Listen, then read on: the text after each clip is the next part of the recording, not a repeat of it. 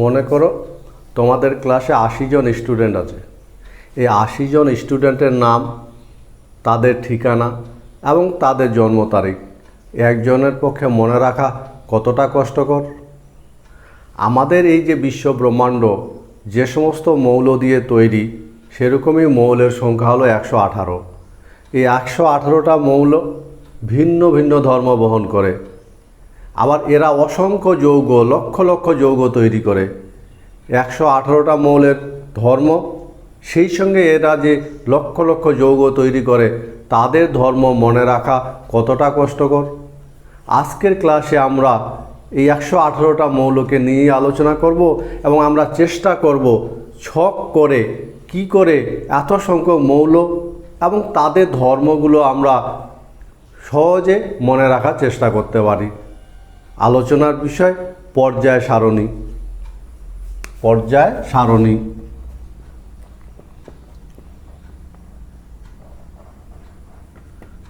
বহুদিন আগে থেকে পর্যায় সারণীতে মৌলগুলোকে সাজাবার চেষ্টা চলে এসছে। প্রথম দিকে মনে রাখবে ১১৮টা মৌলের অস্তিত্ব আমাদের জানা আছে এবং প্রথম দিকে ধাতু আর অধাতু এই দুটো ভাগে মৌলগুলোকে সাজাবার চেষ্টা হয়, ধাতু আর অধাতু। কিন্তু ধাতু আর অধাতুর মধ্যে ধর্মের পার্থক্য তেমন খুব বেশি না হয়, এটা তেমন ফলপ্রসূ হয়নি। এরপরে আমরা ভৌত আর রাসায়নিক ধর্মের ভিত্তিতে সাজাবার চেষ্টা করি, ভৌত ধর্ম এবং রাসায়নিক ধর্ম। রাসায়নিক ধর্মের ভিত্তিতে সাজাবার চেষ্টা করা হয়, এটাও তেমন ফলপ্রসূ হয়নি। ডাল্টনের পরমাণুবাদ যখন আবিষ্কার হলো,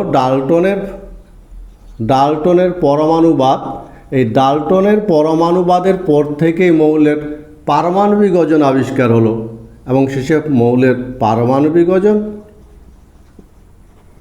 ও ধর্ম এই দুটোর উপর ভিত্তি করে সাজাবার চেষ্টা শুরু হলো, ধর্মের ভিত্তিতে সাজাবার চেষ্টা হলো এবং বিভিন্ন সময় বিভিন্ন বিজ্ঞানী নানাভাবে সাজাবার চেষ্টা করেছে।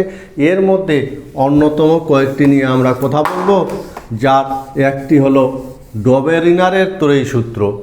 এবং ডবেরিনারের ত্রয়ী সূত্রে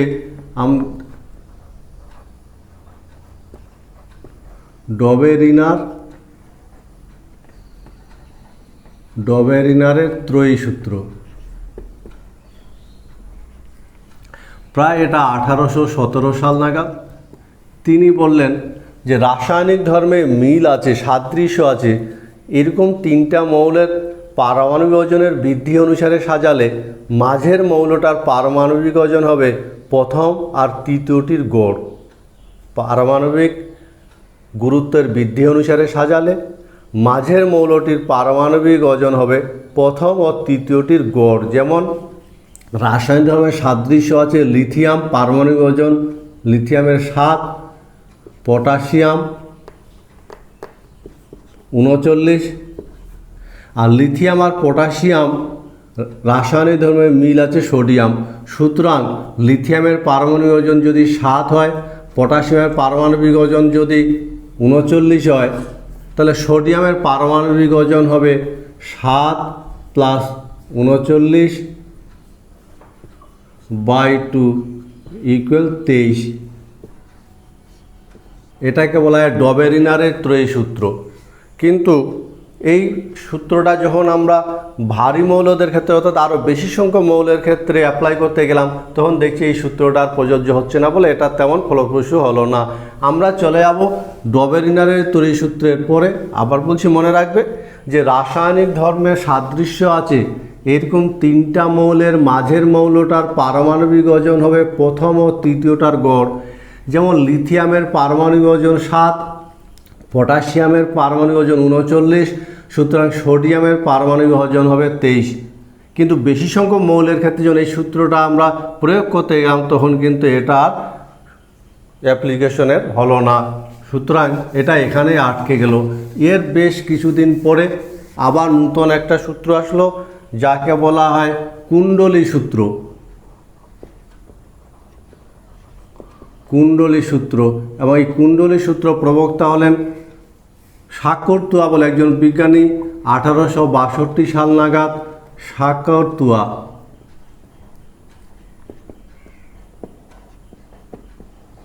তিনি বললেন যে পারমাণবিক ওজনের বৃদ্ধি অনুসারে একটা উলম্ব চঙের গায়ে পারমাণবিক ওজনের বৃদ্ধি অনুসারে একটা আনত 45 ডিগ্রি কোণে আনত একটা রেখা যদি কল্পনা করা যায়, যেমন এরকম করে যদি একটা রেখা কল্পনা করা যায়, 45 ডিগ্রি আনত করে একটা রেখা কল্পনা করা যায়, তাহলে আর পারমাণবিক ওজনের বৃদ্ধি অনুসারে মৌলগুলোকে যদি সাজানো যায়, সমধর্মী মৌলগুলো একই উলম্ব রেখায় অবস্থান করে।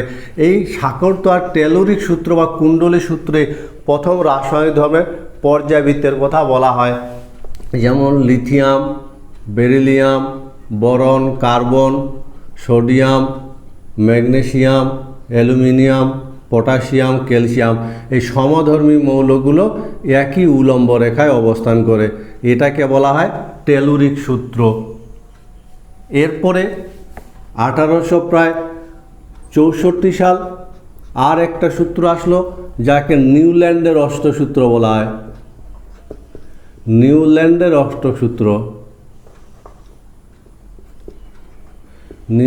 অষ্টসূত্রে এই সূত্রটা বলছে পারমাণবিক ওজনের বৃদ্ধি অনুসারে সাজালে কোনো একটা মৌল থেকে শুরু করে প্রতি অষ্টম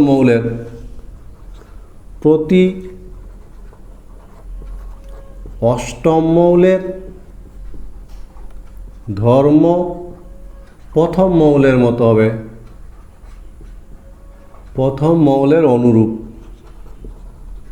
এটাকে বলা হয় নিউল্যান্ডের অষ্টক সূত্র। কোন একটা নির্দিষ্ট মৌল থেকে শুরু করে পারমাণবিক ওজনের বৃদ্ধি অনুসারে যদি সাজানো যায়, তাহলে একটা নির্দিষ্ট মৌল থেকে শুরু করে তার পরের অষ্টম মৌলের ধর্ম প্রথম মৌলের সমান হবে। যেমন আমরা যদি দেখি, যেমন lithium, beryllium, boron, carbon, nitrogen, oxygen, fluorine, 1 2 3 4 5 6 7। পরের অষ্টম মৌল হলো সোডিয়াম। সোডিয়ামের পর ম্যাগনেসিয়াম, অ্যালুমিনিয়াম, সিলিকনের পর ফসফরাস, সালফার, ক্লোরিন। পরের অষ্টম মৌল পটাশিয়াম। ফলে দেখা যাচ্ছে সমধর্মী মৌলগুলো একই উলম্ব রেখায় অবস্থান করে। এটাকে নিউল্যান্ডের অষ্টসূত্র বলে। কিন্তু নিউল্যান্ডের অষ্টসূত্র হাইড্রোজেন থেকে ক্যালসিয়াম পর্যন্ত সাজানো যায়, বা ক্যালসিয়াম পর্যন্ত সাজানো যায়, কিন্তু এর পরবর্তী ভারী মৌলদের ক্ষেত্রে কিন্তু এই সূত্রটা আর প্রযোজ্য হয় না। ফলে নিউল্যান্ডের অষ্টক সূত্র প্রযোজ্য হয় না। সুতরাং নিউল্যান্ডের অষ্টক সূত্র পারমাণবিক গুরুত্বের বৃদ্ধি অনুসারে সাজালে কোনো একটা নির্দিষ্ট মৌল থেকে শুরু করে তারপরের অষ্টম মৌলের ধর্ম প্রথম মৌলের অনুরূপ হয়। যেমন আমরা লিথিয়াম থেকে যদি পরপর সাজাই, লিথিয়ামের পরের অষ্টম মৌল সোডিয়াম, সোডিয়ামের পরের অষ্টম মৌল পটাশিয়াম। রাসায়নিক এবং ভৌত ধর্মে অনেক সাদৃশ্য থাকে, কিন্তু নিউল্যান্ডের অষ্টসূত্রে হালকা মৌলদের ক্ষেত্রে প্রযোজ্য। যেমন হাইড্রোজেন থেকে ক্যালসিয়াম পর্যন্ত সূত্রটা প্রযোজ্য হয়, কিন্তু ক্যালসিয়ামের পরবর্তী ভারী মৌলদের ক্ষেত্রে নিউল্যান্ডের অষ্টক সূত্রটা প্রযোজ্য হয় না। এরপরে চলে আসে যুগান্তরকারী সূত্র, যেটাকে বলা হয় মেন্ডেলিভের পর্যায় সূত্র। আমরা এবার মেন্ডেলিভের পর্যায় সূত্র নিয়ে কথা বলবো। মেন্ডেলিভের পর্যায় সারণী।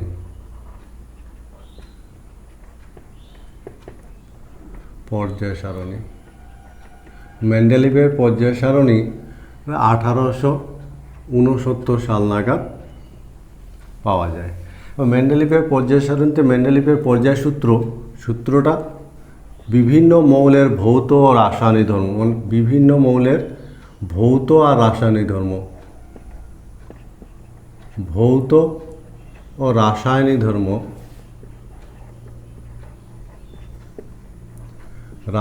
ধর্ম, পারমাণবিক ওজন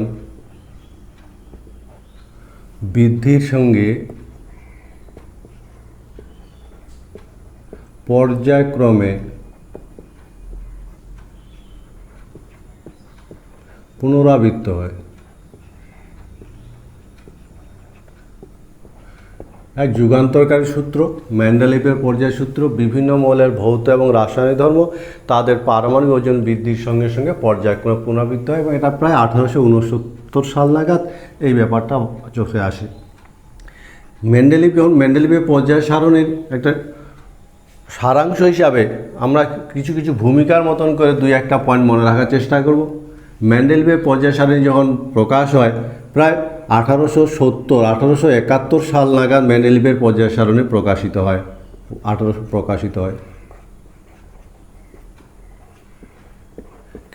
1870 সাল নাগাদ লোথার মোয়ার, মনে রাখবেন নামটা, লোথার মোয়ার বলে একজন বিজ্ঞানী কিন্তু একই কথা বলেন। লোথার মোয়ার মেন্ডেলিভের মতোই তিনি মৌলের পারমাণবিক ওজনের সাথে বিভিন্ন ধর্মের কথা বলেন। তবে লোথার মোয়ার এই পারমাণবিক ওজনের সাথে তিনি ভৌত ধর্মের কথা বেশি উল্লেখ করেন, ভৌত ধর্ম। ফলে দুজনেরই অবদান পর্যায় সারণীতে, দুজনেই পর্যায় সারণীর জন্য বিশেষভাবে প্রশংসিত এবং দুজনেই পর্যায় সারণীর বিভিন্ন রকম পর্যায় সারণীকে প্রকাশ করার জন্য বিখ্যাত। তারপরে একটু আগে মেন্ডেলিভের পর্যায় সারণী প্রকাশ হয়, পর্যায় সারণীর সাথে মেন্ডেলিভের নাম জড়িয়ে আছে, লোথার মোয়ারের নাম তেমন জড়িয়ে নেই। আমরা মেন্ডেলিভের পর্যায় সারণীর আমরা সংক্ষিপ্ত কিছু বক্তব্য মনে রাখবো। যে সময় মেন্ডেলিভের পর্যায় সারণী বাজারে আসে তখন মাত্র 63টি মৌল আবিষ্কার হয়, 63টি মৌল। এবং এই সময় মেন্ডেলিভ কিছু জায়গা ফাঁকা রাখেন।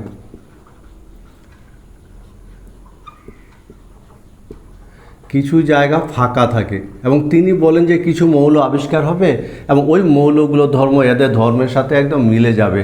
এবং তিনি বেঁচে থাকা অবস্থাতে এরকম কিছু মৌল আবিষ্কার হলো এবং যা ভবিষ্যৎবাণী করেছিলেন প্রায় সবগুলো খেটে যায়। আমরা যে মেন্ডেলিভের পর্যায় সারণীটা দেখি, সে মেন্ডেলিভের পর্যায় সারণী এটা কিন্তু সংশোধিত রূপ। মনে রাখবে, মেন্ডেলিভের যে আসল পর্যায় সারণী পাণ্ডুলিপি এটা তার সংশোধিত রূপ। এবং এই সংশোধিত যে রূপটা, এই সংশোধিত রূপে মৌলগুলো পরপর সাজাতে গিয়ে কতগুলো অনুভূমিক আর কতগুলো উলম্ব রেখা পাওয়া যায়। এই যে অনুভূমিক যে রেখাগুলো পাওয়া যায়, অনুভূমিক রেখাগুলো এদেরকে বলা হয় পর্যায়, অনুভূমিকগুলোকে বলা হয় পর্যায়। আর উলম্ব যে রেখাগুলো আমরা পাই, সে উলম্ব রেখাগুলোকে বলা হয় শ্রেণী এবং গোটাটাকে একসঙ্গে বলা হয় পর্যায় সারণী, বলা হয় শ্রেণী। এবং এইরকম মেন্ডেলিভের পর্যায় সারণীতে 7টি আছে পর্যায় আর 9টা আছে শ্রেণী, 9টি আছে শ্রেণী, 7টি পর্যায় আর 9টি শ্রেণী। এই 9টি শ্রেণীর মধ্যে পর্যায়গুলোকে আমরা 1, 2, 3 এভাবে প্রকাশ করি বা রোমান হরফে প্রকাশ করা হয়, 1, 2, 3, 4 এভাবে। আর শ্রেণীগুলোকে আমরা আবার বলছি 7টি পর্যায়কে আমরা প্রকাশ করি সংখ্যা দিয়ে 1, 2, 3 ইত্যাদি। আর শ্রেণীগুলোকে আমরা রোমান হরফে প্রকাশ করি 1, 2, 3, 8 এবং 0 শ্রেণী। এই মেন্ডেলিভের পর্যায় সারণীর একটা সংক্ষিপ্ত রূপ। মনে রাখবে, বিভিন্ন মৌলের ভৌত এবং রাসায়নিক ধর্ম তাদের পারমাণবিক ওজন বৃদ্ধির সঙ্গে সঙ্গে পর্যায়ক্রমে পুনরাবৃত্ত হয়। মেন্ডেলিভের পর্যায় সারণী 1871 সালে প্রকাশিত হওয়ার পর যে তার একটা আউটলাইন দেখা গেল, তাতে আমরা দেখতে পেলাম প্রায় 63টি মৌলের অবস্থান আছে। কিছু কিছু জায়গা ফাঁকা আছে, যেমন বরনের নিচে একটা জায়গা ফাঁকা থাকে, অ্যালুমিনিয়ামের নিচে একটা জায়গা ফাঁকা থাকে। তিনি জীবিত থাকা অবস্থাতেই মৌলগুলো আবিষ্কার হলো, যেমন বরনের নিচে যেটা আবিষ্কার হলো গ্যালিয়াম, আবার সিলিকনের নিচে যেটা আবিষ্কার হলো জার্মেনিয়াম। ফলে কিছু কিছু ভবিষ্যৎবাণী করেছিলেন যা প্রায় সম্পূর্ণটাই খেটে যায়। মেন্ডেলিভের পর্যায় সারণীর যে আমরা পর্যায় সারণীটা লক্ষ্য করি, সেটা তার সংস্করণ, তার সংশোধিত রূপ এবং মৌলগুলোকে পারমাণবিক ওজনের বৃদ্ধি অনুসারে সাজাতে গিয়ে কতগুলো অনুভূমিক সারি পেলেন যাদেরকে বলা হয় পর্যায়, আর উলম্ব সারিগুলো যাদেরকে বলা হয় শ্রেণী। এই সংশোধিত রূপে এরকম 7টা আছে পর্যায় আর 9টা আছে শ্রেণী। শ্রেণীগুলোকে রোমান হরফে 1 থেকে 8 এবং শেষে 0 শ্রেণী দেওয়া হয়। মেন্ডেলিভের পর্যায় সারণীতে মনে রাখবে, এই নিষ্ক্রিয় মৌলগুলো কিন্তু সেই সময় আবিষ্কৃত হয়নি, নিষ্ক্রিয় মৌলের কোনো অস্তিত্ব ছিল না। সেজন্য মেন্ডেলিভের মূল পর্যায় সারণীতে নিষ্ক্রিয় মৌলের জন্য কোনো অবস্থানে ছিল না। পরবর্তীকালে নিষ্ক্রিয় মৌল ওগুলো আবিষ্কৃত হয় এবং তাদের শূন্য শ্রেণী দিয়ে একটা শ্রেণী তৈরি করে সেখানে রাখা হয়। মেন্ডেলিভের পর্যায়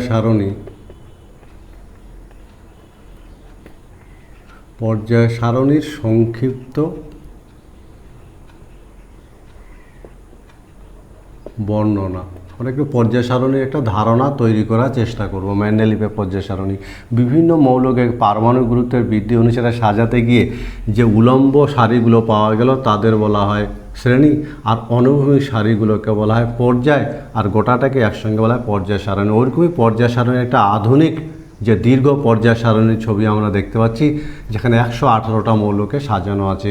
এই 118টা মৌলের বিভিন্ন ধর্ম এবং এদের দ্বারা গঠিত যে বিভিন্ন রাসায়নিক ধর্মগুলো আমরা এরকম ছক করে শ্রেণীবদ্ধভাবে সাজিয়ে সুশৃঙ্খল সজ্জার মাধ্যমে ধর্মগুলো পর্যালোচনা করার চেষ্টা করছি। মেন্ডেলিভের পর্যায় সারণীতে প্রথম পর্যায়ে 2টি মৌলকে রাখা হয় এবং হাইড্রোজেন থেকে শুরু করে লিথিয়াম পর্যন্ত এই পর্যায়ে 2টি মৌল থাকে এবং একে অতি রহস্য পর্যায় বলা হয়। অতি রহস্য পর্যায় বলা হয়। দ্বিতীয় পর্যায়ে আমরা দেখব 8টি মৌল আছে এবং সেখানে লিথিয়াম থেকে শুরু করে আমরা যদি দেখি যে এখানে হাইড্রোজেন থেকে হিলিয়াম, দ্বিতীয় পর্যায়ে আছে লিথিয়াম থেকে শুরু করে নিয়ন এবং 8টি মৌল আছে। তৃতীয় পর্যায়ে সোডিয়াম থেকে শুরু করে আর্গন পর্যন্ত 8টি মৌল আছে এবং এই দুটো দ্বিতীয় এবং তৃতীয় পর্যায়ে 8টি করে যে মৌল আছে এদেরকে বলা হয় হ্রস্ব পর্যায়। মনে রাখবে, এদিকে প্রথম হ্রস্ব পর্যায় বলা হয় বা হ্রস্ব পর্যায় বলা হয়, এটাকে অতি হ্রস্ব পর্যায় বলা হয়, ভেরি শর্ট পিরিয়ড বলা হয় এটাকে। এরপরে যদি আমরা চলে যাই চতুর্থ পটাশিয়াম থেকে শুরু হবে ক্রিপ্টন পর্যন্ত 18টা মৌল আছে। আমরা যদি এখানে দেখতে পাই যে পটাশিয়াম থেকে শুরু করে ক্রিপ্টন পর্যন্ত 18টা মৌল আছে। এখানে 10টা মৌলের সংযোজন ঘটেছে। যে 10টা মৌলের সংযোজন ঘটেছে সেই 10টা মৌল হলো সন্ধিগত মৌল বলা হয়। স্ক্যান্ডিয়াম থেকে জিঙ্ক পর্যন্ত এই 10টা মৌলের সংযোজন ঘটেছে, যাদেরকে সন্ধিগত মৌল বলে। আমরা যদি পঞ্চমের কথা ভাবি, পঞ্চম পিরিয়ডের কথা, পটাশিয়ামের নিচে দেখো রুবিডিয়াম আছে, এবং রুবিডিয়াম থেকে শুরু করে ক্রিপ্টনের নিচে যেটা আছে জ্যানন, এখানে কিন্তু 18টা মৌল আছে। এদেরকে প্রথম দীর্ঘ পর্যায় বলা হয়। আমরা যদি ষষ্ঠ পর্যায়ে চলে যাই, ষষ্ঠ পর্যায় রুবিডিয়ামের নিচে যেটা আছে সিজিয়াম থেকে জ্যাননের পরে যেটা আছে রেডন, এখানে কিন্তু 32টা মৌল আছে এবং একে অতি দীর্ঘ পর্যায় বলা হয়। এখানে 32টা তাহলে মৌল, যার মধ্যে 10টা সন্ধিগত মৌল। আমরা যদি দেখি 32টা মৌল আছে, 32টা মৌলের মধ্যে 10টা সন্ধিগত মৌল আছে আর এই 14টা ল্যান্থানাইটস মৌল আছে। সপ্তম লাস্ট যেটা, সেই সিরিজটার কথা যদি ভাবি, সেটা ফ্রান্সিয়াম থেকে শুরু করে, এটা অসম্পূর্ণ।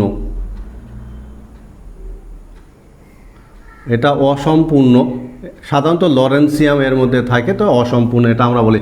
এই হলো একটা সামারি, খুব সহজে আমরা মেন্ডেলিভের পর্যায় সারণীর একটা সংক্ষিপ্ত আমরা পয়েন্ট আউট করতে পারি যে সমগ্র মৌলগুলোকে আমরা এরকম 9টা শ্রেণীতে ভাগ করি আর 7টা পর্যায়ে ভাগ করি। যার প্রথম পর্যায়ে 2টি মৌল অতি রহস্য পর্যায় বলা হয়, যেখানে হাইড্রোজেন দিয়ে শুরু, হিলিয়াম দিয়ে শেষ। দ্বিতীয় পর্যায়ে লিথিয়াম দিয়ে শুরু, নিয়ন দিয়ে শেষ, 8টা মৌল থাকে। তৃতীয় পর্যায়ে সোডিয়াম দিয়ে শুরু, আর্গন দিয়ে শেষ। চতুর্থ পর্যায়ে পটাশিয়াম থেকে ক্রিপ্টন, 18টা মৌল। পঞ্চম পর্যায়ে রুবিডিয়াম থেকে জ্যানন, 18টা মৌল। ষষ্ঠ পর্যায়ে সিজিয়াম থেকে রেডন, 32টা মৌল। এই যে ধীরে ধীরে পর্যায়গুলো বড় হচ্ছে, কারণ এখানে আমরা পর্যায় সারণীটাতে যদি দেখি, এই দিকে প্রথম পর্যায়ে, এটা শেষ পর্যায়ে, মাঝে যে এই 10টা করে মৌল ঢুকে গেছে, 10টা করে মৌল সংযোজন ঘটেছে, এদেরকে সন্ধিগত মৌল বলে। আবার এই সন্ধিগত মৌলের মধ্যেই এখানে আবার ষষ্ঠ পর্যায় যে ল্যান্থানাইজ মৌলগুলো 14টা ল্যান্থানাইজ মৌলের অবস্থান এখানে আছে, কিন্তু জায়গার অভাবে তাদেরকে বাইরে রাখা হয়েছে। একই রকম সপ্তম পর্যায়ে 14টা অ্যাক্টিনাইড মৌল এক জায়গায় আছে, কিন্তু তাদেরকে বাইরে রাখা হয়েছে। ফলে এই ধরনের মৌলগুলো সংযোজনের ফলে পর্যায়গুলো ধীরে ধীরে অনেক বড় হয়ে গেছে। কাজেই মেন্ডেলিভের পর্যায় সারণের সংক্ষিপ্ত রূপ কোনো একটা শ্রেণীর শুরু এবং একটা শ্রেণীর শেষ, এই শুরু আর শেষ মৌলগুলোকে আমরা মনে রাখার চেষ্টা করব। তবে মনে রাখবে, মৌলের সব ধর্ম পর্যায়গত হলেও কিছু কিছু ধর্ম আছে যারা পর্যায়গত নয়, যেমন তেজস্ক্রিয়তা মৌলের কিন্তু পর্যায়গত ধর্ম নয়। চতুর্থ যে পর্যায়ে আছে, চতুর্থ পর্যায় থেকে শুরু করে সপ্তম পর্যায় আমরা আরেকবার একটু দেখে নিব যে কোন ধরনের মৌলগুলোর সংযোজন ঘটে। তো চতুর্থ পর্যায়ে যদি আমরা দেখি, তাহলে পর্যায় সংখ্যা দেখতে পাচ্ছি চতুর্থ পর্যায় যে ক্যালসিয়ামের পর অতিরিক্ত 10টা যে মৌলের সংযোজন ঘটে, সেই 10টা মৌলকে স্ক্যান্ডিয়াম থেকে শুরু করে জিঙ্ক, এই 10টা মৌলকে বলা হয় সন্ধিগত মৌল। সন্ধিগত মৌল, এই 10টা মৌলের সংযোজন ঘটে চতুর্থ পর্যায়ে।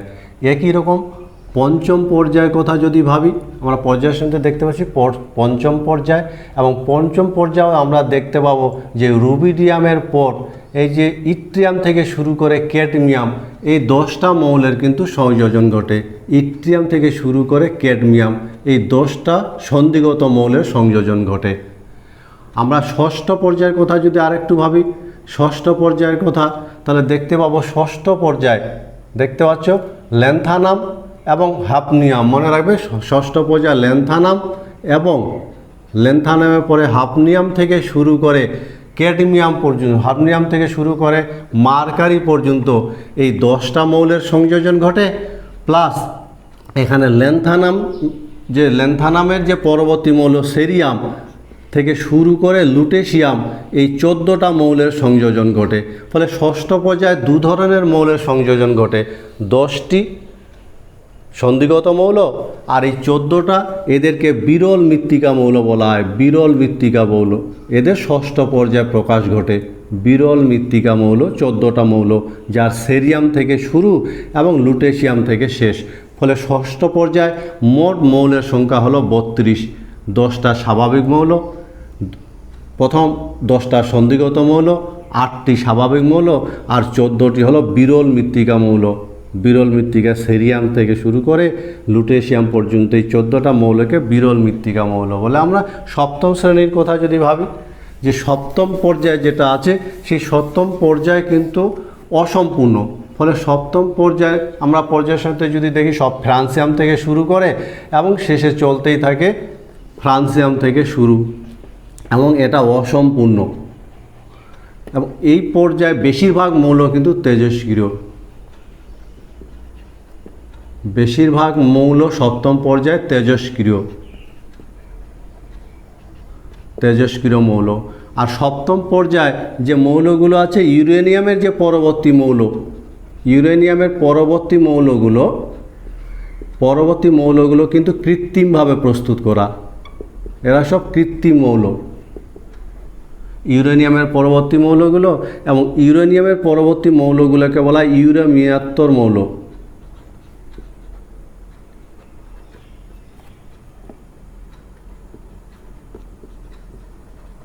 ইউরেনিয়ামেত্তর মৌল বলা হয়।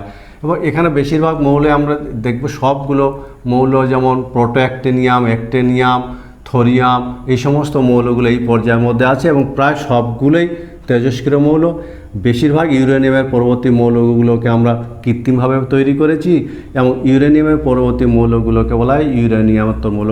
সপ্তম পর্যায়টা হলো অসম্পূর্ণ, যেখানে ফ্রান্সিয়াম দিয়ে শুরু হয়, এবং বেশিরভাগ সপ্তম পর্যায়ের মৌলগুলো তেজস্ক্রিয়। ইউরেনিয়ামের পরবর্তী মৌলগুলো কৃত্রিমভাবে তৈরি করা হয়, এবং এর মধ্যে আমরা দেখব যে অ্যাক্টিনাইড, এই অ্যাক্টিনাইড পরবর্তী 14টা মৌল যে আছে, 14টা মৌলগুলোকে অ্যাক্টিনাইড মৌল বলা হয়। অ্যাক্টিনিয়ামের পরবর্তী 14টা মৌল, যাদেরকে অ্যাক্টিনাইড মৌল বলা হয়, অ্যাক্টিনাইড মৌল। এবং এই অ্যাক্টিনাইড মৌলগুলো এর মধ্যে যেমন দেখতে পাচ্ছি, অ্যাক্টিনাইডের পর থোরিয়াম থেকে শুরু করে লরেন্সিয়াম পর্যন্ত, এই থোরিয়াম থেকে শুরু করে লরেন্সিয়াম পর্যন্ত এই 14টা মৌলকে আমরা বলি অ্যাক্টিনাইড মৌল। সপ্তম শ্রেণীটা বিভিন্ন বৈশিষ্ট্যে ভরা, সপ্তম শ্রেণীটা অসম্পূর্ণ, বেশিরভাগ মৌল তেজস্ক্রিয়। এদের মধ্যে ইউরেনিয়ামের পরবর্তী মৌলগুলোকে ইউরেনিয়ামের স্তর বলা হয়, এবং আমরা অ্যাক্টিনাইটস যে পরবর্তী 14টা মৌলকে অ্যাক্টিনাইট বলা হয়, এবং এরা থোরিয়াম থেকে শুরু করে লরেন্সিয়াম পর্যন্ত। ফলে চতুর্থ পর্যায় থেকে সপ্তম পর্যায় পর্যন্ত বিভিন্ন মৌলের সংযোজন ঘটে এবং পর্যায়ের মধ্যে মৌলের সংখ্যা ক্রমশ বাড়তে থাকে। মেন্ডেলিফের পর্যায় সারণীর গুরুত্ব।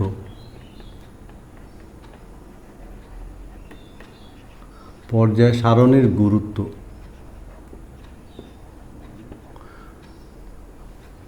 প্রথম, আমরা জানি মেন্ডেলিফের পর্যায় সারণী প্রকাশিত হওয়ার পর রসায়নের প্রতি মানুষের ঝোঁক বাড়লো, রসায়ন চর্চা অনেক সহজ হলো। ফলে মেন্ডেলিফের পর্যায় সারণীর আমরা গুরুত্বের বিচারে প্রথম গুরুত্ব হিসাবে আমরা বলতে পারি যে মৌলের সুশৃঙ্খল শ্রেণীবিন্যাস সম্ভব হলো। শ্রেণীবিন্যাস, বিভিন্ন মৌল, সমধর্মী মৌলগুলো একই শ্রেণীতে অবস্থান করায় তাদের এই ধরনের সুশৃঙ্খল শ্রেণীবিন্যাসের ফলে রসায়ন চর্চা অনেক সহজ হলো।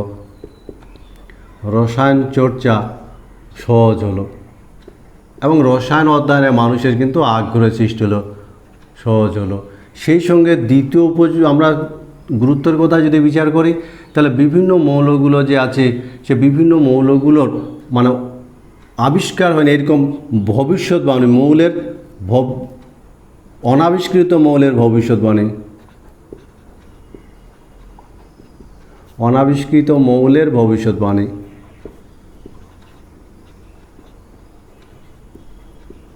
এই ধরনের অনাবিষ্কৃত মৌলের ভবিষ্যৎবাণী করার ফলে কি হলো বলো তো? বিজ্ঞানীদের আগ্রহ বাড়লো এবং নতুন নতুন মৌল আবিষ্কারে বিজ্ঞানীর অনেক আগ্রহের সৃষ্টি হলো। মেন্ডেলিফের পর্যায় সারণী প্রকাশকালে কিছু কিছু মৌল আবিষ্কার হয়নি, ফাঁকা ছিল। যেমন পর্যায় সারণীতে যদি দেখি অ্যালুমিনিয়ামের নিচের জায়গাটা ফাঁকা ছিল এবং সিলিকনেরও নিচের জায়গাটা ফাঁকা ছিল। ফলে অ্যালুমিনিয়ামের নিচে যেটা ফাঁকা ছিল তার নাম দেন তিনি একা অ্যালুমিনিয়াম। পরবর্তীকালে যে মৌলটা যখন আবিষ্কার হলো তখন ওই মৌলটা দেখতে পাচ্ছ গ্যালিয়াম আবিষ্কার হলো। একার পরের নাম হলো এর গ্যালিয়াম। এবং যা ভবিষ্যৎবাণী করেছিলেন প্রায় সবটাই খেটে যায়। একই রকমভাবে আরেকটা জায়গায় সিলিকনের নিচের জায়গাটা ফাঁকা থাকে এবং তিনি নাম দেন তার একা সিলিকন, এবং বলেন একটা মৌল এরকম আবিষ্কার হবে যার ধর্ম এই ধর্মের মতন হবে। প্রায় সবগুলোই খেটে যায়। একা সিলিকন, পরবর্তীকালে মৌলটা আবিষ্কার হলো এবং তার নাম হলো জার্মেনিয়াম। এইভাবে অনাবিষ্কৃত মৌলের ভবিষ্যৎবাণী করার ফলে বিজ্ঞানীদের মধ্যে নতুন নতুন মৌল আবিষ্কারে কিন্তু অনেক উৎসাহের সৃষ্টি হলো। আরও একটা মৌলের ভবিষ্যৎবাণী করেন, বরনের নিচে ফাঁকা জায়গাটা। পরবর্তীকালে যে মৌলটা আবিষ্কার হলো তার নাম হলো স্ক্যান্ডিয়াম। এইভাবে বিভিন্ন মৌলের ভবিষ্যৎবাণী করায় বিজ্ঞানীদের মধ্যে ব্যাপক আগ্রহের সৃষ্টি হলো। আমরা তৃতীয় গুরুত্ব হিসাবে ভাবতে পারি, তৃতীয় গুরুত্ব যেমন পারমাণবিক ওজনের সংশোধন সম্ভব হলো। পারমাণবিক ওজন সংশোধন মেন্ডেলিফের আগে কিছু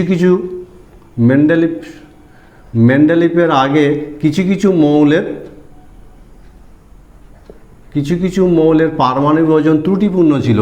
যেমন বেরিলিয়ামের অ্যালুমিনিয়ামের সাথে সাদৃশ্য দেখে বেরিলিয়ামের যোজ্যতা 3 ধরা হয়, এবং বেরিলিয়ামের তুলাঙ্ক ভার 4.5। ফলে বেরিলিয়ামের পারমাণবিক ওজন হবে 13.5 পারমাণবিক ওজন। কিন্তু পর্যায় সারণীতে এই পারমাণবিক ওজনের কোনো জায়গা খালি ছিল না। পারমাণবিক ওজনে কোনো জায়গা খালি ছিল না। ফলে পর্যায় সারণীতে বেরিলিয়ামকে বসানো গেল না। মেন্ডেলিফ তখন বললেন যে না, এর যে যোজ্যতা 3 ধরা হয়েছে এটা ঠিক নয়, এর যোজ্যতা হবে ম্যাগনেসিয়াম এবং ক্যালসিয়ামের সাথে এর সাদৃশ্য আছে। বেরিলিয়ামের এই ম্যাগনেসিয়াম এবং ক্যালসিয়ামের সাথে সাদৃশ্য থাকা এদের যোজ্যতা 2 হওয়ায় বেরিলিয়ামের যোজ্যতা 2 ধরা হলো। এবং বেরিলিয়ামের যোজ্যতা 2 ধরে যে পারমাণবিক ওজন পাওয়া গেল সেই পারমাণবিক ওজন হলো 4.5 = 19, এবং পর্যায় সারণীতে তার নির্দিষ্ট জায়গায় অবস্থান হলো। এভাবে মেন্ডেলিফের পর্যায় সারণীর ফলে বিভিন্ন মৌলের পারমাণবিক ওজনের সংশোধন হলো। সুতরাং মেন্ডেলিভের পর্যায় সারণীর গুরুত্ব অপরিসীম। বিভিন্ন মৌলের পারমাণবিক ওজনের সংশোধন সম্ভব হলো, অনাবিষ্কৃত মৌলের আবিষ্কারে বিজ্ঞানীদের ঝোঁক বাড়ল, সেই সঙ্গে বিভিন্ন মৌলগুলোকে তাদের ভৌত এবং রাসায়নিক ধর্ম পারমাণবিক বৃদ্ধির সঙ্গে সঙ্গে সুশৃঙ্খলভাবে সজ্জিত করার ফলে আমাদের রসায়ন চর্চা অনেক সহজ হলো। তা সত্ত্বেও মেন্ডেলিভের পর্যায় সারণীর কিন্তু বেশ কিছু ত্রুটি মানুষের নজরে আসলো। তাহলে মেন্ডেলিভের পর্যায় সারণীর ত্রুটিগুলোর কথা যদি আমরা ভাবি, মেন্ডেলিভের পর্যায় সারণীর ত্রুটি,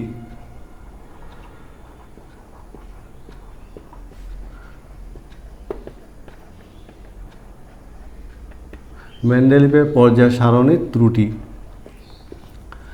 প্রথম ত্রুটি যেমন পর্যায়ক্রমিক অসঙ্গতি, যদিও পারমাণবিক ওজনের পর্যায়ক্রমিক অসঙ্গতি,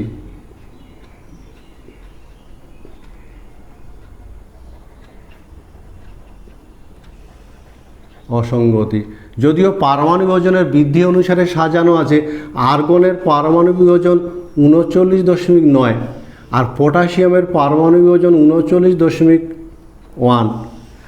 পটাশিয়ামের পারমাণবিক ওজন আর্গনের চেয়ে কম হওয়া সত্ত্বেও আর্গনকে আগে বসানো আছে এবং পটাশিয়ামকে তার পরে বসানো আছে, ফলে পর্যায়ক্রমিক অসঙ্গতি আমরা লক্ষ্য করি। এরকম একই রকমভাবে আমরা পর্যায়ক্রমিক অসঙ্গতি আমরা লক্ষ্য করে থাকি, যেমন আর্গন 39.9 আর পটাশিয়াম 39.1। পটাশিয়ামের পারমাণবিক ওজন আর্গন অপেক্ষা কম হওয়া সত্ত্বেও আর্গনকে আগে রাখানো হয়েছে, পটাশিয়ামকে পরে রাখা হয়েছে। মনে রাখবে যে পর্যায়ক্রমিক অসঙ্গতি আমরা পড়ছি, পর্যায়ক্রমিক অসঙ্গতি। একই রকমভাবে আমরা কোবাল্ট এবং নিকেল এরকম প্রায় 4 জোড়া মৌলের ক্ষেত্রে পর্যায়ক্রমিক অসঙ্গতি আমরা লক্ষ্য করে থাকি। পর্যায় সারণীর দ্বিতীয় ত্রুটি, 2 নম্বর ত্রুটি, হাইড্রোজেনের অবস্থান বিতর্কিত। হাইড্রোজেনের কোনো সুনির্দিষ্ট অবস্থান নেই, হাইড্রোজেনের অবস্থান বিতর্কিত। যেমন হাইড্রোজেনকে যেমন শ্রেণী 1 প্রথম গ্রুপে যেমন রাখা যায় ক্ষার ধাতুগুলোর সঙ্গে, আবার হাইড্রোজেনকে সপ্তম শ্রেণীতে রাখা যায় হ্যালোজেন মৌলগুলো, সপ্তম শ্রেণীতেও হ্যালোজেন মৌলগুলোর সঙ্গে রাখা যায়। ফলে হাইড্রোজেনের পর্যায় সারণীতে কোনো সুনির্দিষ্ট অবস্থানে এর অবস্থান বিতর্কিত। আমরা তৃতীয় ত্রুটির কথা যদি ভাবি, যে সমধর্মী মৌলগুলোকে ভিন্ন গ্রুপে রাখা আছে, আবার ভিন্নধর্মী মৌলগুলোকে সমধর্মীতে রাখা আছে। আরও ত্রুটির কথা যদি আমরা দেখি, যে অষ্টম শ্রেণীতে 3টি করে মৌল, 3টি মৌল একই শ্রেণীতে রাখা আছে, একই শ্রেণীতে রাখা আছে, যদিও এদের পারমাণবিক ওজন আলাদা। আবার আইসোটোপগুলো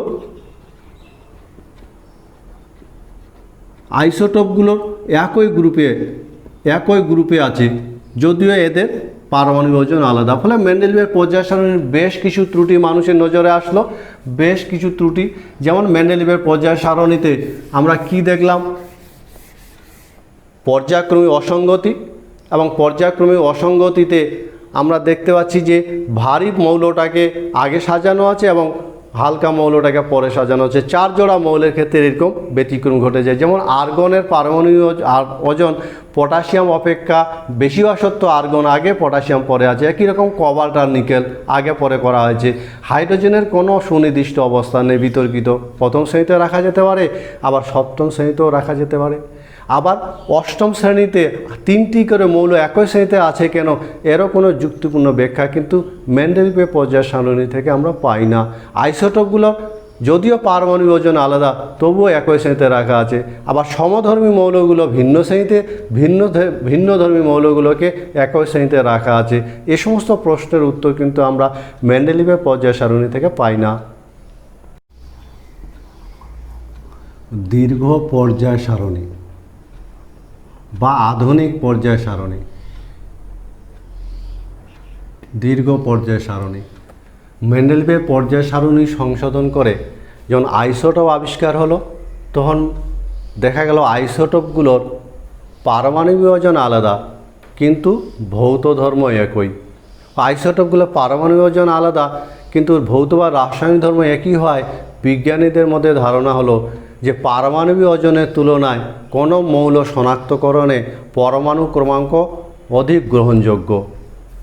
ঠিক এই সময় বিজ্ঞানী মজলে বলে একজন বিজ্ঞানী এক্স রশ্মি বর্ণালীর পরীক্ষায় নানা ধরনের গবেষণার মাধ্যমে তিনি জানালেন যে কোনো একটা মৌলকে শনাক্ত করার ক্ষেত্রে পারমাণবিক ওজনের চেয়ে পরমাণু ক্রমাঙ্কর গ্রহণযোগ্যতা অনেক বেশি। ফলে মেন্ডেলিভের পর্যায় সারণী সংশোধনের দরকার হলো এবং পারমাণবিক ওজনের পরিবর্তে পরমাণু ক্রমাঙ্কের ভিত্তিতে নূতন পর্যায় সারণী প্রকাশ হলো, যাকে বলা হয় আধুনিক পর্যায় সারণী। এবং এই আধুনিক পর্যায় সারণী অনুযায়ী বিভিন্ন মৌলের ভৌত আর রাসায়নিক ধর্ম তাদের পরমাণু ক্রমাঙ্ক বৃদ্ধির সঙ্গে পর্যায়ক্রমে পুনরাবৃত্ত হয়। এটাকে বলা হয় আধুনিক পর্যায় সারণী। বিভিন্ন মৌলের ভৌত এবং রাসায়নিক ধর্ম তাদের পরমাণু ক্রমাঙ্ক বৃদ্ধির সঙ্গে সঙ্গে পর্যায়ক্রমে পুনরাবৃত্ত হয়। এবং এই পরমাণু ক্রমাঙ্কের ভিত্তিতে পর্যায় সারণী আসার ফলে মেন্ডেলিভের পর্যায় সারণীর যে পর্যায়ক্রমে অসঙ্গতি, সে পর্যায়ক্রমে অসঙ্গতি কিন্তু দূর হয়ে গেল। যেমন আর্গনের পরমাণু ক্রমাঙ্ক 18 এবং পটাশিয়ামের পরমাণু ক্রমাঙ্ক 19, ফলে আর্গন আগে বসবে এবং পটাশিয়াম পরে বসবে, ফলে পর্যায়ক্রমে অসঙ্গতি দূর হলো।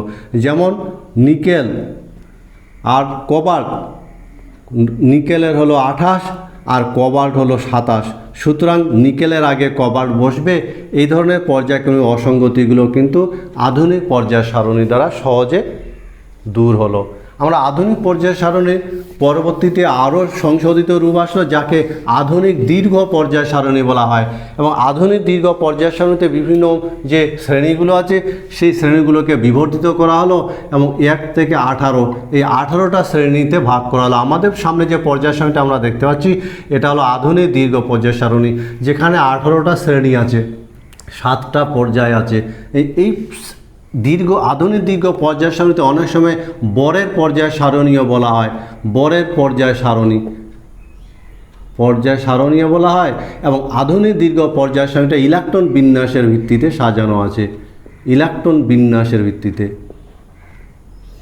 এবং কোন একটা আধুনিক দীর্ঘ পর্যায় সারণীতে কোন একটা মৌলের অবস্থান নির্ণয় করতে গেলে আমাদের ইলেকট্রন বিন্যাসটাকে কাজে লাগাতে হবে। এবং ইলেকট্রন বিন্যাসের ক্ষেত্রে আমরা দেখেছি এরকম 1s 2s 2p 3s 3p 3d 4s 4p 4d 5s 5p 5d। আমরা কোনো একটা মৌলের আধুনিক দীর্ঘ পর্যায় সারণীতে যদি অবস্থান বলে তাহলে মনে রাখবে ওই মৌলটার ইলেকট্রন বিন্যাসে যে মুখ্য কোয়ান্টাম সংখ্যা n, এর সর্বোচ্চ মানটা হলো তার পর্যায়, সর্বোচ্চ মান হলো তার পর্যায়। এবং এই সর্বোচ্চ মানটা থেকে আমরা তার শ্রেণী বের করার চেষ্টা করব। উদাহরণ হিসাবে যদি আমি বলি ক্লোরিন আধুনিক দীর্ঘ পর্যায় সারণীতে কত নম্বর পর্যায়ে আছে, তখন আমরা ক্লোরিনের ইলেকট্রন বিন্যাস করব 1s2 2s2 2p6 3s2 3p5, ফলে n এর সর্বোচ্চ মান হলো 3। ফলে আধুনিক দীর্ঘ পর্যায় সারণীতে ক্লোরিনের পর্যায় হবে 3, ক্লোরিনের পর্যায় তৃতীয় পর্যায়ে ক্লোরিন অবস্থান করবে। সুতরাং কোনো মৌলের আধুনিক দীর্ঘ পর্যায় সারণীতে যদি অবস্থান বলতে হয় তাহলে তার ইলেকট্রন বিন্যাসে যে n এর যে সর্বোচ্চ মান, মুখ্য কোয়ান্টাম সংখ্যা সর্বোচ্চ মানটা হবে তার পর্যায়।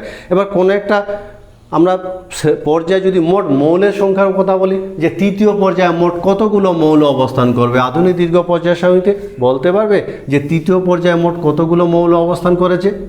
তার জন্য আমরা কি করব, মনে রাখবে তৃতীয় পর্যায়ে অর্থাৎ n এর মান 3 থেকে শুরু করে n এর মান 4 পরের পর্যায়ে আসার আগে পর্যন্ত, এর আগে পর্যন্ত যতগুলো কক্ষক আসবে, আগে পর্যন্ত যতগুলো কক্ষক আসবে সে কক্ষক সংখ্যার দ্বিগুণ হবে মৌলের সংখ্যা।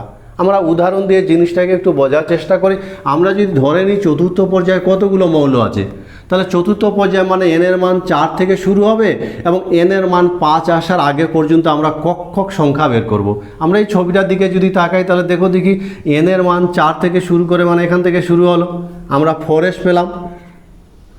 তারপরে আমরা জানি এইভাবে কক্ষগুলোতে ইলেকট্রনগুলো প্রবেশ করে। 4-এর পর আমরা পাবো 3d, 3Dর পর আমরা পাবো 4P, কিন্তু 4Pর পর চলে আসবে 5S, সেটা পরবর্তী সংখ্যায় চলে গেল, তাহলে সেটাকে আমরা নিব না, আমরা তার 5Sের আগে থেকে নিব। তাহলে আমরা পেলাম 4S, 3D, 4P। আমরা জানি এসের কক্ষক সংখ্যা 1টি, ডিতে কক্ষক সংখ্যা 5টি, আর পিতে কক্ষক সংখ্যা 3টি। সুতরাং মোট কক্ষক সংখ্যা হলো 9, ফলে মোট মৌলের সংখ্যা হবে, মোট মৌল সংখ্যা হবে 9 × 2 = 18। ফলে চতুর্থ পর্যায়ে মোট মৌলের সংখ্যা হবে 18। এইভাবে আমরা গণনা করতে পারি। আমরা আরেকটা উদাহরণের কথা যদি ভাবি যে তৃতীয় পর্যায়ে তাহলে কটা মৌল আছে, তো মনে রাখবে তৃতীয় পর্যায়ে মানে n এর মান 3 থেকে শুরু হবে এবং n এর মান 4, n = 4 এর ঠিক আগে পর্যন্ত। তো এখানে যদি আমরা দেখি n এর মান যদি 3 থেকে শুরু করি তাহলে দেখতে পাচ্ছি 3S পাবো, 3S এর পর পাবো 3P, 3Pর পর চলে আসছে 4S, পরের পরবর্তী উচ্চ সংখ্যা চলে যাচ্ছে, তাহলে সেটা বাদ যাবে। তাহলে আমরা এই দুটো কক্ষক পাবো, যেখানে এসের কক্ষক সংখ্যা 1টি আর পি এর কক্ষক সংখ্যা 3টি। ফলে মোট কক্ষক সংখ্যা হলো 4। অতএব তৃতীয় পর্যায়ে মোট মৌল সংখ্যা হবে 4 × 2 = 8।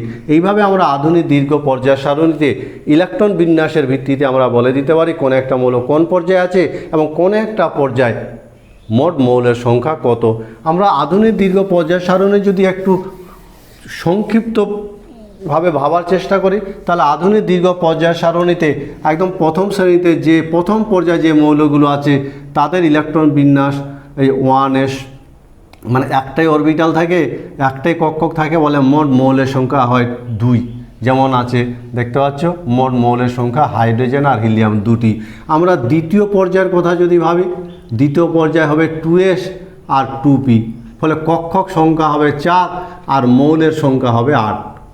আমরা তৃতীয় পর্যায়ের কথা যদি ভাবি, তৃতীয় পর্যায়ে 3s, এখান থেকে দেখতে পাচ্ছি 3s পাবো আর 3p পাবো, 3s আর 3p, পিতে 3টা আর এসে 1টা, মোট পাবো 4টা কক্ষক, ফলে মৌলের সংখ্যা হবে 8। এভাবে আমরা বিভিন্ন পর্যায়ে মৌলের সংখ্যা সহজে হিসাব করতে পারি।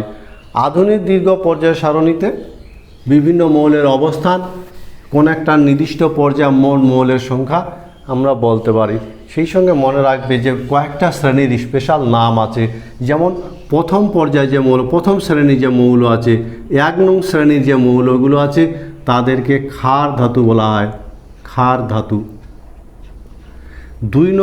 2 নং শ্রেণীর যে মৌলগুলো আছে তাদেরকে ক্ষারীয় মৃত্তিকা ধাতু বলা হয়, ক্ষারীয় মৃত্তিকা ধাতু। আবার 11 নম্বরে যারা আছে তাদেরকে মুদ্রা ধাতু বলা হয়, মুদ্রা ধাতু। আমরা দেখতে পাচ্ছি এখানে প্রথম শ্রেণীতে যারা আছে lithium, sodium, potassium, rubidium, caesium, এদেরকে বলা হয় ক্ষার ধাতু।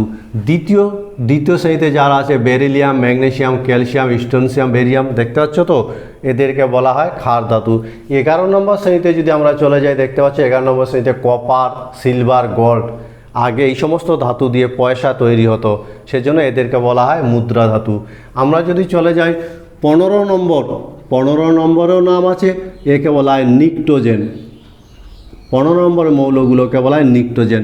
15 নম্বরে দেখো আছে nitrogen, phosphorus, arsenic, antimony, bismuth. এই 15 নম্বর শ্রেণীর মৌলগুলোকে বলা হয় নিকটোজেন। আমরা যদি 16 নম্বরের কথা ভাবি, এদেরও নাম আছে, এদেরকে বলা হয় চালকোজেন। 16 নম্বরে কারা আছে দেখতে পাচ্ছ ছবিগুলো, যেমন oxygen, sulphur, selenium, tellurium, polonium. Oxygen, sulphur, selenium, tellurium, polonium. এই 16 নম্বর শ্রেণীতে যে সমস্ত মৌল আছে তাদেরকে বলা হয় চালকোজেন। আবার 17 নম্বরে যারা আছে তাদেরকে বলা হয় হ্যালোজেন। 17 নম্বরে বলো তো কারা আছে? Fluorine, chlorine, bromine, iodine, astatine. Fluorine, chlorine, bromine, iodine, astatine 17 নম্বর শ্রেণীতে আছে, এদেরকে বলা হয় হ্যালোজেন। আর 18 নম্বর শ্রেণীতে যারা আছে তাদেরকে বলা হয় নোবেল মেটাল, নোবেল ধাতু বলা হয়, নোবেল গ্যাস বলা হয়, বা এদেরকে নিষ্ক্রিয় মৌল বলা হয়, নিষ্ক্রিয় মৌল, কারণ এরা সহজে রাসায়নিক বিক্রিয়া করে না, সেজন্য এদেরকে নিষ্ক্রিয়। ফলে বিভিন্ন বেশ কয়েকটা শ্রেণীর কিন্তু আলাদা আলাদা নাম আছে। 1 নম্বর শ্রেণী ক্ষার ধাতু, 2 নম্বর ক্ষারীয় মৃত্তিকা ধাতু, 11 নম্বর মুদ্রা ধাতু, 15 নম্বর নিক্টোজেন, 16 নম্বর চালকোজেন, 17 নম্বর হ্যালোজেন এবং 18 নম্বরটাকে বলা হয় নিষ্ক্রিয় মৌল। আধুনিক দীর্ঘ পর্যায় সারণীর গ্রহণযোগ্যতা কিন্তু অনেক বেশি। আধুনিক দীর্ঘ পর্যায় সারণীর গুরুত্ব, আধুনিক দীর্ঘ পর্যায় সারণীর গুরুত্ব, যেমন প্রথম গুরুত্ব হিসাবে আমরা বলতে পারি মৌলগুলো ইলেকট্রন বিন্যাসের ভিত্তিতে সাজাবার ফলে একই শ্রেণীর যে মৌলগুলো, একই শ্রেণীতে থাকা একই শ্রেণীর মৌলের ইলেকট্রন বিন্যাস, মৌলের ইলেকট্রন বিন্যাস কিন্তু একই রকম হয়, ইলেকট্রন বিন্যাস একই হয় এবং এই ধরনের ইলেকট্রন বিন্যাস একই হওয়ার ফলে এই রসায়ন চর্চাটা কিন্তু অনেক সহজ হলো, রসায়ন চর্চা অনেক সহজ হলো। কারণ কোনো মৌলের রাসায়নিক এবং ভৌত ধর্ম প্রায় গোটাটাই নির্ভর করে তার ইলেকট্রন বিন্যাসের উপর, ফলে রসায়ন চর্চা অনেক সহজ হলো। আবার দ্বিতীয় আমরা গুরুত্ব হিসাবে বলতে পারি যে গোটা পর্যায় সারণীটাকে যদি তোমরা লক্ষ্য করে দেখো, গোটা পর্যায় সারণীটাকে আমরা 4টা অংশে ভাগ করি, 4টা ব্লকে। এই একটা যাকে এস ব্লক বলা হয় এবং এই অংশটাকে পি ব্লক বলা হয়, আর এই মাঝের অংশটাকে ডি ব্লক বলা হয়, আর এটাকে এফ ব্লক। ফলে 4টা সুস্পষ্ট ব্লকে বিভক্ত আছে। ফলে সমস্ত মৌলের ধর্ম আলোচনা করা, ব্লক ধরে ধরে আলোচনা করা অনেক সহজ হলো, কারণ একই ব্লকে মৌলগুলো ধর্ম প্রায় সমধর্মী হয়। তাহলে গোটা পর্যায় সারণীটাকে আমরা 4টা ব্লকে ভাগ করি, S block, P block, D block, F block. এরকম 4টি ব্লকে ভাগ করার ফলে 4টি ব্লকে এস, পি, ডি, এফ 4টি ব্লকে বিভক্ত করার ফলে আমাদের সমস্ত মৌলের ধর্ম মনে রাখা অনেক সহজ হলো, মনে রাখা সহজ হলো। সেই সঙ্গে আমরা তৃতীয় গুরুত্ব হিসেবে আমরা বলতে পারি যে সাব গ্রুপগুলো যে ছিল, মেন্ডেলিয়েভ পর্যায় সারণীর যে উপশ্রেণী ছিল, সেই সাব গ্রুপগুলোর বিলোপ হলো এবং এই সাব গ্রুপগুলোর বিলোপ হওয়ার ফলে আমাদের যে বিতর্কের অবসান হলো, বিতর্কের অবসান হলো। সাব গ্রুপগুলো নিয়ে যে নানা ধরনের বিতর্কের সৃষ্টি হয়, সেই বিতর্কের অবসান হলো। সেই সঙ্গে আমরা চতুর্থ গুরুত্ব হিসাবে আমরা বলতে পারি যে অষ্টম শ্রেণীতে যে 3টা করে মৌল ছিল, 3টি মৌল, সেই অষ্টম শ্রেণীর যে মৌলগুলো আছে সে মৌলের বিভাজন হলো, তাদেরকে আলাদা আলাদা শ্রেণীতে রাখা হলো। ফলে আধুনিক দীর্ঘ পর্যায় সারণীর বিভিন্ন গুরুত্ব, যেমন বিভিন্ন একই শ্রেণীতে থাকা মৌলগুলোর ইলেকট্রন বিন্যাস একই হয়, তাদের রাসায়নিক ধর্মে অনেক সাদৃশ্য এবং রাসায়নিক ধর্ম আলোচনা করা, রাসায়নিক ধর্ম মনে রাখা অনেক সহজ হলো।